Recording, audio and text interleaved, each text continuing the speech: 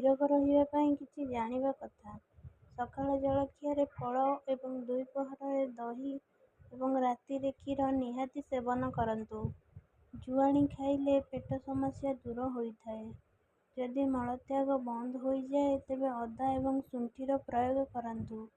ଯେଉଁ ବ୍ୟକ୍ତି ସକାଳେ ଜୁସ୍ ପିଉଛନ୍ତି ସେମାନେ ସେଥିରେ ଟିକିଏ କଳା ଲୁଣ ଏବଂ ଅଦାର ପ୍ରୟୋଗ କରନ୍ତୁ।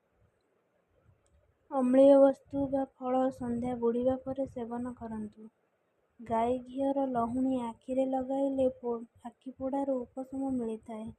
ଡାଳିମ୍ବ ଖାଇଲେ ବହୁତ ଫାଇଦା ମିଳିଥାଏ। ତ୍ରିଫଳା ହେଉଛି ଅମୃତ ଯାହା ବାତ ପିତ୍ତ କଫକୁ ଶାନ୍ତ ରଖିଥାଏ।